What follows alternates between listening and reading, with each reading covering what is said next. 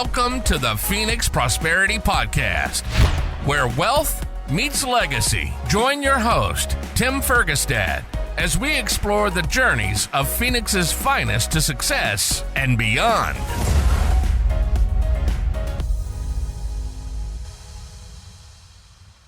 Hello, this is Tim Fergestad. Thank you for joining us. I'm very pleased to have Deacon Hayes with me here today.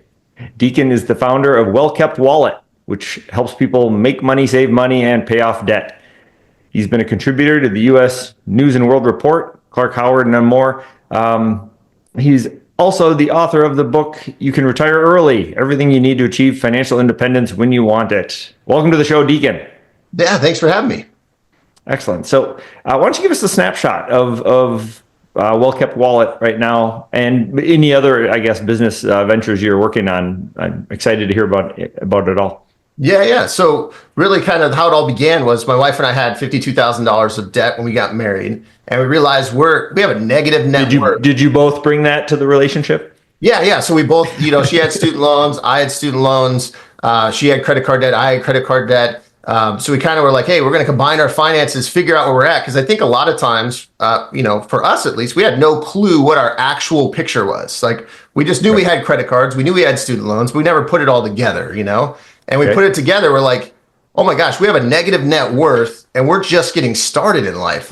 So we feel like we're already going uphill, and we're like, this shouldn't be the case, right? Like, we would hope that we'd start off life on the right foot. And so we're like, hey, how could we pay this off in a short period of time? So I'm a big learner. I love to read. And actually, I'm going to clarify that. I love to listen to audiobooks. I don't like to read books. I like to listen to audiobooks and learn from people that have been successful, right? Because I'm like, that's where I'm going to get the tools to be able to figure this out. So I read books by Ron Blue, Howard Dayton, Dave Ramsey, you name it. The strategy that stuck with me the most was the debt snowball. I was like, man, this is very simple. I'm a simple guy. We're just going to pay our debts off, smallest to largest. And we were able to pay it off in 18 months. And for us, that was huge because we didn't make a lot of money. My wife was a teacher. I was in sales during 2008 when it was the big, financial crisis. So there wasn't a lot of sales going on, and I was 100% commission. And so for us to be able to pay that off, I was like, man, this is like life-changing. Like, if I could help other people do this, because I didn't, figure, like, school didn't teach me how to do this. And so I'm like, if I could teach other people how to do this, then I'll do that. So it kind of led me on this path to start Well-Kept Wallet, which started out as a website, which then turned into, multiple, multimedia outlet where we've had a podcast and we have YouTube channel, TikTok, all that kind of stuff. But just helping everyday people understand how to pay off debt, save money, and invest for the future. Okay, very cool. That's and incredibly valuable. No pun intended. It's something that is lacking seriously in a lot of countries, but also just in our educational system. And on that note, do you have any sort of affiliate programs for kids or anything like that to get to like a junior package or something that you can go talk to schools or anything like that in the works? So it's actually interesting. We do have a financial curriculum for, I would say, probably older kids. So probably 10 and above. Nice. And we don't actively pursue it. If someone came to me, I would provide it for free. So if someone's listening to this and they're like, hey, I want it, I'll send you a PDF of this curriculum.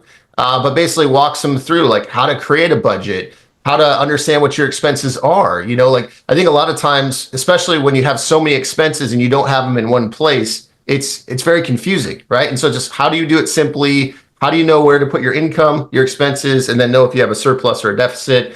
And we talk about ways of making money because my kid, I have a 10-year-old, he's like a money machine. Like he'll buy Pokemon cards and sell them for more, and he'll, do chores around the house. We don't call them chores, we call them gigs. But like, Dad, what gig can I do to make some money, right? I like it. And so we do have a curriculum, but that's just never been like, I'm not trying to push it out there. I have it available for people for sure. Okay. Yeah. Very nice. There's not a lot of it available, right? I have two kids. They're both in high school, and a boy and a girl. My boy's in Scouts and Boy Scouts, and they have like a merit badge for, personal management or something like that, where they go over it. But yeah, that was all new for him, really. I mean, I've gone through other stuff with him in the past myself, but they're not exposed unless they have something special to get them there. Something we used to do with the kids was, I assume you're familiar with Robert Kiyosaki, Rich Dad, Poor Dad stuff. He has a game. Yeah.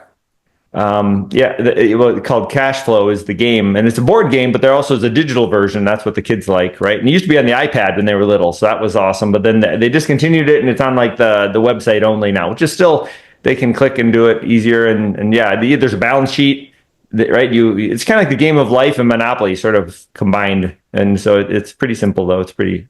It teaches some of those fundamentals, right? And then assets and liabilities and so forth. But they can also like spin the wheel and have kids and pick up more liabilities. Well, so that's the thing. It's like I struggle with that. There's so many schools of thought, right? And so I do love what I learned from Robert Kiyosaki that I think I would say changed my life is like, how do you make your money make you money? Right. I think that's the thing is like we start out with growing up. Like I worked at AMC movie theaters downtown Phoenix. My first job, I was 15 years old. I made $5.15 an hour. I only got paid if I showed up, I clocked in, I clocked out, and they recorded my hours, and you get paid what they agreed upon, right? And I was like, but from Robert Kiyosaki's book, I remember vaguely. So don't hold me to the details, but it was like he was saying he was a kid.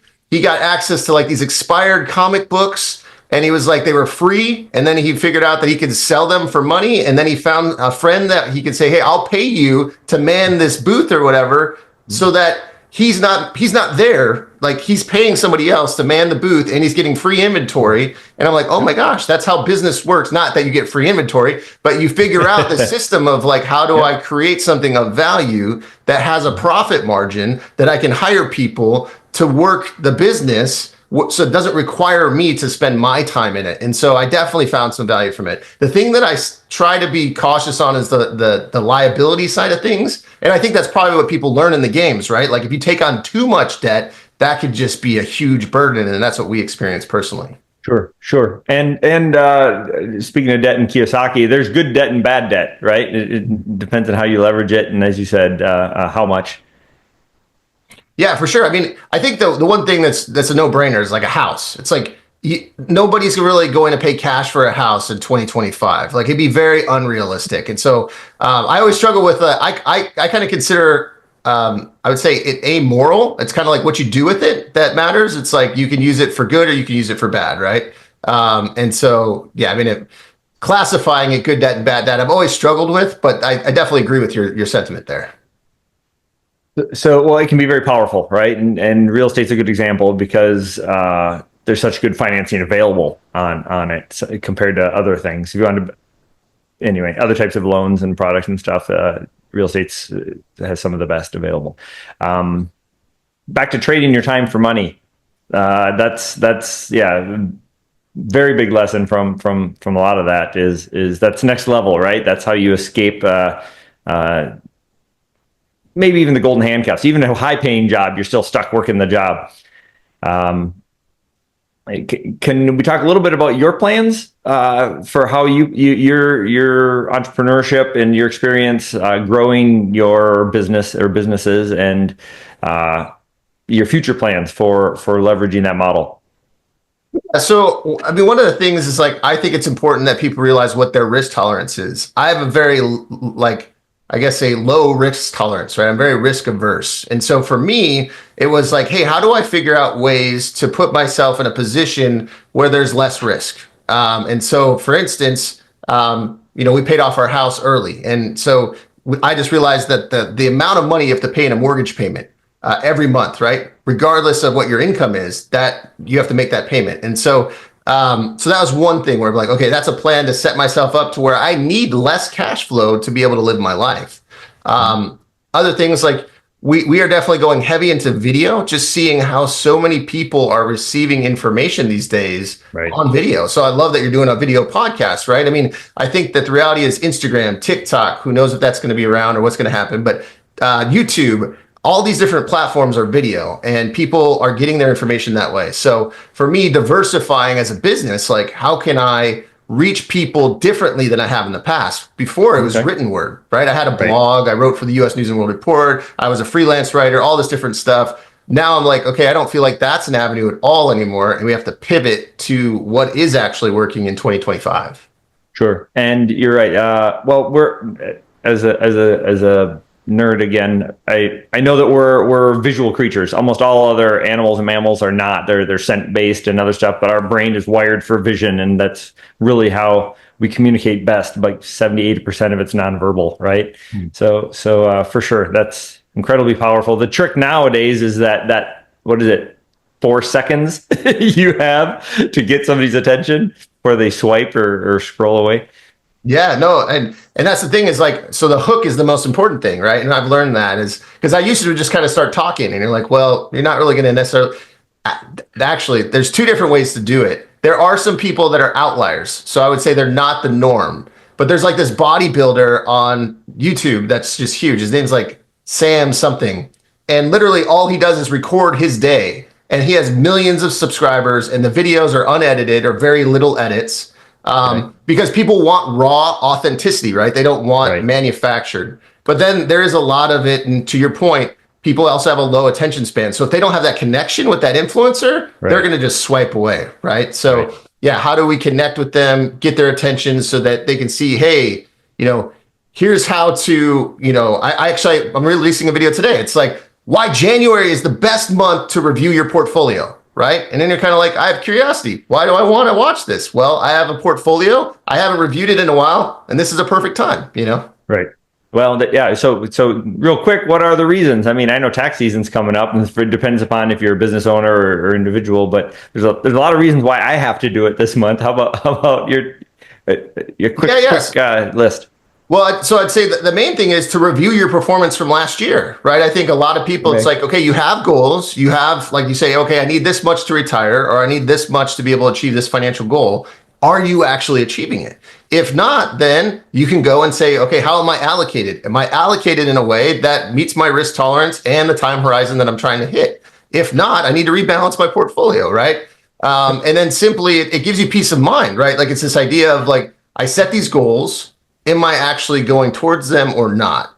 So I have a video guy yesterday. Actually, I won't review that information. I'll say it's very common for people. I have to be very careful. When you have a podcast and stuff is public, you're like, but it's very common for people to have a financial advisor, right? Mm-hmm. And they think that they're getting some return. And then I tell them, hey, the S&P 500 did like 23% last year. What did you do? And they'll be like, well, my financial advisor's I did 11. Yeah. And you're like, okay, well, is that achieving the goal that you want to achieve? Are you going to get to the metric that you want to get to is the question. And so for some people, that's an aha of like, no, I'm not. Maybe I should make different choices. Maybe I need to review my portfolio and try to figure out how to allocate it in a way that will achieve my goals. For sure. And what you just talked about was kind of one of the inciting incidents for me for taking the reins of my investment. I was just following traditional advice, and I had to sit down and really look at the numbers myself and review it and get a handle on what it was. How long have you been running Well Kept Wallet? Since 2010, so about 15 years. Oh, nice. And how's its growth trajectory been? I mean, you said it originally started as a different entity or different product, or it was just a website and stuff before, and where is it now and where is it headed? What are your goals for it? Yes. So when I started it was just a blog. I was sharing tips and tricks of like how we paid off our debt, how we sold an upside down car, how we bought, used cars with cash, all this kind of stuff.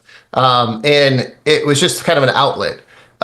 Then fast forward, I went to be a financial planner, and I got licensed, and I was working as a financial planner. And I just realized this wasn't for me. I love financial planners. I think they have a place because I never wanted to be confused. But I was like, I want to reach everyday people. And at least the firm that I was at, people had to have at least $250,000 for them to even talk to them, And you're like, well, that's a big barrier to entry because most people don't have 250 grand, right? So I'm like, how can I reach the average person? So I kind of learned how to get traffic to the website. I was just kind of through the process of writing really good content. Google would send me a lot of traffic, and I started making money with it. And there became an opportunity to quit being a financial planner and to work on the business full time. At that time, like I mentioned, as a blog, and we were really getting display ads, affiliate income, and just continuing to grow. Okay. Since then, the model's totally changed. Google, I don't want to say it's irrelevant, but the only things that rank on Google are going to be like the top 5 companies. Like it's going to be Bankrate, it's going to be NerdWallet, and it's going to be Quora and Reddit. And, so if you're writing financial content, it's just not the place to reach people anymore. Right. So pivoting to where we are today, that's why we're going heavy into video. Instagram's kind of the biggest one for us, and just saying, hey, how can we reach people with sound financial advice through video? Because that's what I believe the future to be. And so we're on an upward trend there, and it's exciting to be kind of on a new chapter, if you will, of this adventure. Okay. Yeah, that's exciting. And there's so many people out there that could benefit from this information and that sort of training. So thank you. For sure. And to your point, yes, we're doing an offering right now. I can't publicly, this is, some of our offerings are, as you said, like for people who have a certain net worth or something, and they have to be an accredited investor. I want to offer our stuff to everybody, right? And so there are certain rules for the SEC that restrict that we can publicly talk about them or something. We're going to close on this deal after this or before this episode airs, so I can say a little bit about it and stuff. I have to have a relationship with somebody first, but I try to do those at some frequency, just so I want to share it with as many people as possible. Sure. And it's a lot of the systems like you're talking about, and financial advisors and stuff have a cap, and there's that whole, the majority of people don't reach that criteria, and so I feel like they're missing out on a lot of great advice and as well as opportunities. Now, I don't know if you're familiar with like Fundrise. Mm-hmm. Yeah, so I think they've done a great job. It's probably not the complete solution, right? But it's like, how do we make, if you want to be a landlord of a Walmart or a big tenant that has a 20-year lease, like now you can invest at least $10 to $500 to be able to be part of that, right? Kind of in a group method. But yeah, to your point, as an individual, if you don't make a lot of money, your investment options are more limited for sure. Right. And to your point, that I forget the act. It was, but that offer allowed us to start doing legitimate crowdfunding, right? Mm-hmm. And the smaller barriers to entry are great, right? There's public returns over here, and then there's like these crowdfunding ones, and then there's the true private equity over here, and it's different levels of control. Public stuff you have no control, right? Like a REIT or something, and you just it's a real estate flavored stock versus true private equity returns. Anyway, very interesting stuff. What sort of advice or what are your thoughts on portfolio diversification, since we're talking investing? I'm a very simple guy. So I think, like we talked about, I want to just clarify, I'm not a licensed financial professional anymore. So all of this is for educational purposes only. Yes. But yeah, for me, it's like what I learned growing up was you have to be very careful when it comes to buying individual stocks. And so for me, I can just give 2 examples. I worked for a company called Ultimate Electronics here in Arizona. Mm-hmm. They had the ability for me to buy individual stock within my 401k. Well, they went bankrupt. That stock went to zero. I also worked at Blockbuster growing up. I invested in Blockbuster because I believed in the company, but I had no idea about the finances of the company, right? I'm like, everybody goes to Blockbuster. This place is like amazing, right? And obviously that went bankrupt, right? So I think now we have so much more access to tools to vet stocks and understand their debt load and, that kind of thing. So what I basically just say, like, looking at index funds is pretty much the future. So when I went to be a financial planner, we had what was called an investment policy committee, and they would go through and they would say, okay, let's pick out a handful of index funds and let's do some analysis to figure out what are their historical returns. Let's put a risk, metric on them so we know how risky are these investments, and then we'll match those with our people, right? And so it was very common for someone probably to be invested in like 1,000 to 5,000 different companies through those index funds. So they're diversified by different sectors and different risk tolerances and different returns. So for me, I just have a few index funds and that's it. And for me, it's just more about people analyzing their situation and having kind of a well-diversified portfolio. I will say I do have some alternative assets because I'm pretty sure that that's something in your wheelhouse. I'm a big fan. Yeah. So, but I usually try to say keep that at a lower percentage of your portfolio because they can be riskier, right? And it just depends on the investment. But so yeah, that is another part of my portfolio diversification.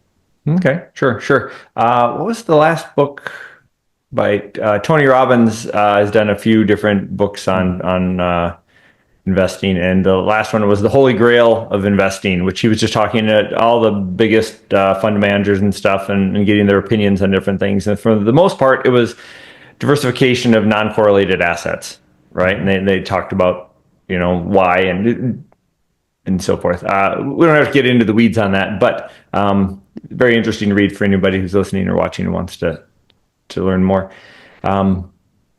So real quick, this is a fun question. Best and worst investments. Yeah, okay, Blockbuster, I guess. You've already listed a couple of good ones. Yeah, so I mean, I definitely put Blockbuster and Ultimate Electronics as some of my worst investments. Best investments, and I think if you wanted me to expand just shortly, I could just say I had an emotional tie to them. I worked for the companies. Sure. I was a customer of the companies. So I think I was a little bit blinded by that of like, oh, this is a good company to me, but I didn't really look at how is the company run and what's the likeliness it's going to succeed. As far as best investments, man, I mean, I would say, an index fund, right? Like for me, it's just like, if I look at the returns for, I don't know, even the past 10 years, I mean, we're well over probably 15% annually. And so I think it's like what I used to do is I would stress out about money because if I would buy individual stocks, I'm constantly thinking, how's this stock doing today? Is it up? Is it down? If it's down, I feel it. Right. And so for index funds kind of gave me this piece. It's like, hey, the money's out there. It's working. These companies that are invested within these index funds have profit margins. They have customers. They are growing. Like I don't have to really worry on a daily basis how the company's doing. And so that's kind of the philosophy that I take. It's kind of more of a set it, forget it, have a plan, review it, make sure it's doing what you want it to do. But not have it be a daily struggle. You're thinking, is this company doing well or not? Because I know the panic and the I don't know what you say, just the stress of having that kind of investment portfolio can do to somebody. Sure. Yeah. That's something that a lot of people, particularly in the market, tell you, don't look at it. Right. And don't be emotional. Right. All the best investors say, if you're wondering what your stock's doing in the short term, you shouldn't be in the stocks market. So a little bit more about impact on in the Phoenix area. Well, let's talk a little bit about the geographical distribution of your clients. What are they national? Are they international? Where are the bulk of well-kept wallet clients coming from? Yeah, so I have a very unique business model, and I kind of created it this way. It's a global company, if you would say it that way. But I don't really have clients. We have readers or an audience, but nobody that pays us on a regular basis.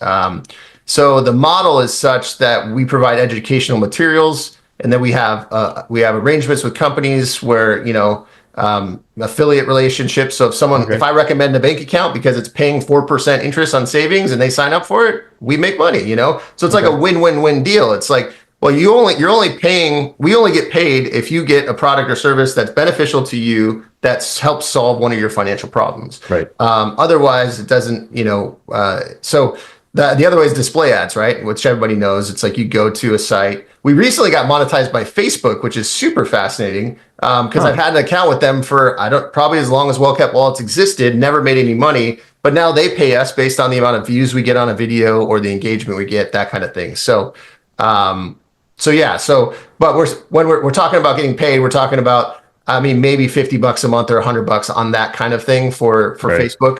So it's a very nominal thing, but I can see the future. So it's not plan A for retirement. Not my plan A for retirement, but it's a diversification strategy, right? When they talk about, people, the average millionaire has 7 streams of income, right? Like we're not banking on just one stream of income. We have multiple different revenue streams that kind of make up the company so that if one goes away, we're still going to be okay. Right. Right.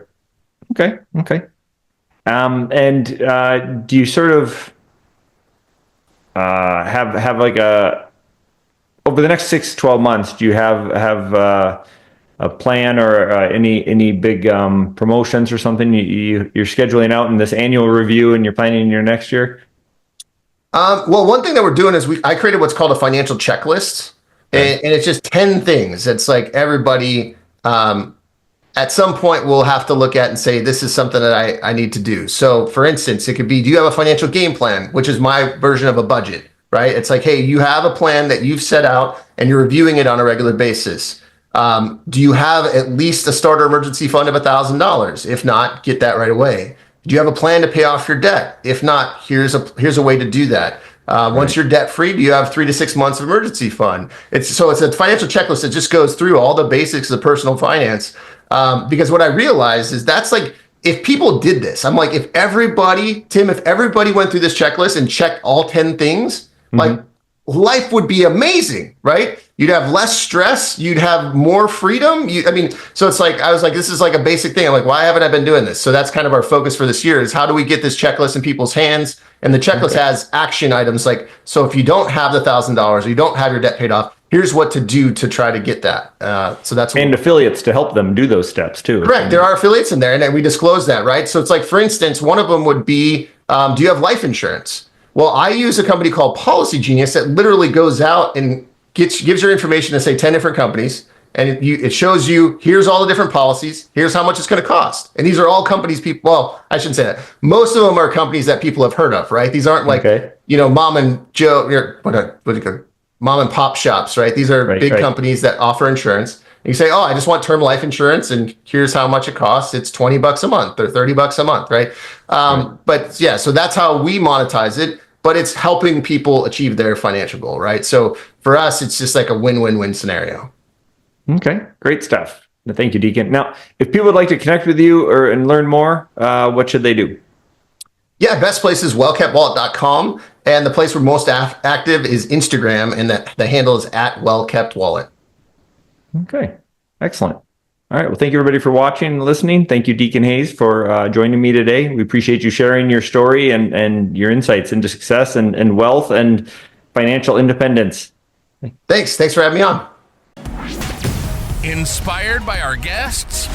Visit phoenixprosperitypodcast.com/guest and join us on the show and share your success story with Tim. The spotlight awaits.